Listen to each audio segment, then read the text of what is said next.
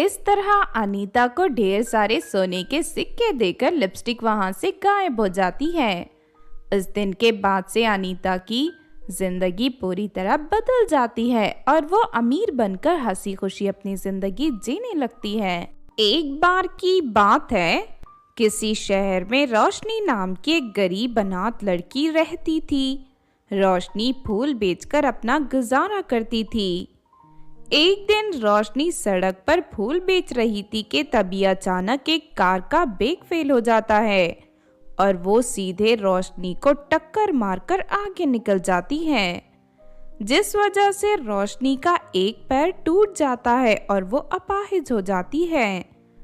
रोशनी को फूल लेने के लिए दूर जंगल के किनारे बगीचे में जाना पड़ता था, लेकिन अपाहिज होने की वजह से वो उतनी दूर नहीं जा सकती थी।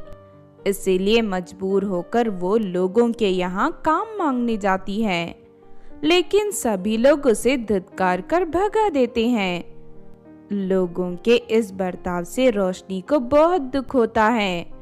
फिर भूख बर्दाश्त ना होने के कारण वो सड़कों पर लोगों से भीख मांगना शुरू कर देती है। कुछ लोग उस पर तरस खाकर उसे भीख दे देते हैं, लेकिन कुछ लोग उसे भिखारन कहकर डांटकर भगा देते थे।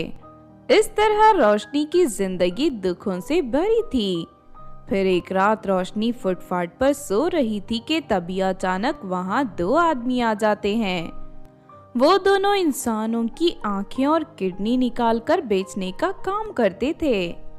चलो इसे पकड़कर अपने साथ ले चलते हैं, कल इसकी दोनों आंखें और किडनी निकालकर बेच देंगे, उसके बदले हमें ढेर सारे पैसे मिलेंगे।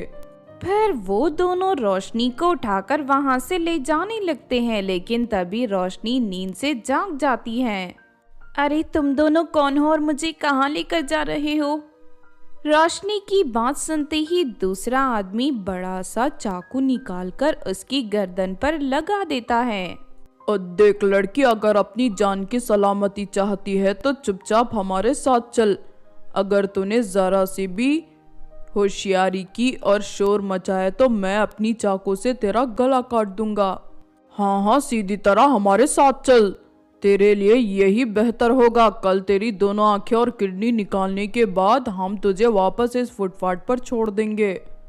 जालिमो, अगर तुम मेरी दोनों आंखें और दोनों किडनी निकाल लोगे तब तो मैं मर जाऊंगी।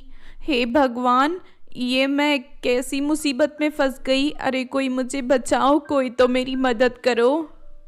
तभी उनमें से एक आदमी रोशनी के मुंह पर रुमाल बांध देता है और उसे चुप करा देता है, लेकिन थोड़ी दूर जाते ही एक परी दोनों का रास्ता रोक लेती है। अरे इतनी रात को अचानक सड़क पर ये परी कहाँ से आ गई? मैं इसी तरह रात को पृथ्वी के सड़कों पर निकलती हूँ ताकि तुम जैसे बदमाश लोगों को सबक सिखाकर मासूम को बचा सकूं। इतना कहकर वो परी अपनी जादुई छड़ी की शक्ति से उन दोनों को रस्सियों से बांध देती है। अरे ये परी तो बहुत ही शक्तिशाली है, अब हम क्या करेंगे? चिंता मत करो, मैं अभी तुम दोनों को तुम्हारी सही जगह पहुंचा देती हूँ। इतना कहकर परी अपनी जादुई छड़ी को हवा में घुमाती है और अगले ही पल वो दोनों आदमी हवा में उड़ते हुए दूर एक वीरान टापू में पहुंच जाते हैं। तुम चिंता मत करो लड़की, अब वो दोनों यहाँ कभी नहीं आएंगे। मेरी जान बचाने के लिए आपका बहुत बहुत शुक्रिया परी जी।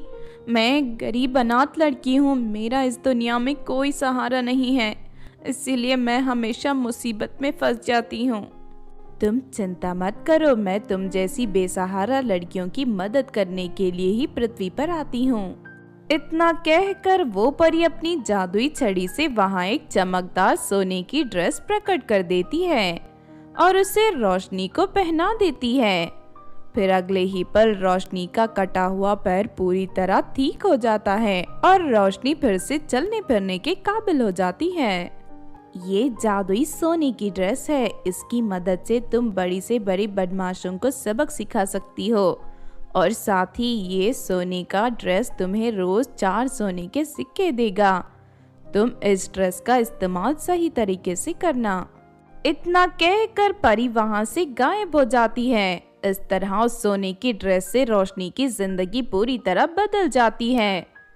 फिर अगले दिन से जब भी रोशनी को कोई गुंडा बदमाश किसी मासूम को परेशान करते हुए दिखाई देता तो रोशनी उसकी खूब पिटाई करके उसे सबक सिखा देती। धीरे धीरे रोशनी के डर से सभी गुंडे बदमाश शहर छोड़कर भाग जाते हैं। इस तरह रोशनी उस शहर की बुराई का अंत कर देती है। दूसरी तरफ रोशनी जादुई ड्रेस से मिलने वाले सोने के सिक्कों से गरीबों की भी मदद किया करती थी। इस तरह रोशनी सबका भला करते हुए हंसी खुशी रहने लगती है। तो आपने देखा दोस्तों, इस कहानी से हमें ये सीख मिलती है कि हमें हमेशा बिना किसी स्वार्थ और लालच के दूसरों की मदद करनी चाहिए, क्योंकि ऐसा करने वाले लोगों को एक ना एक दिन उनके अच्छे कर्मों का फल ज़रूर मिलता है। अगर ये कहानी आपको अच्छी लगी हो तो ज़रूर लाइक करें और हमारे चैनल को सब्सक्राइब भी कर लें। और हाँ दोस्तों, हमें कमेंट करके ज़रूर बताना कि आपको कहानी कैसी लगी।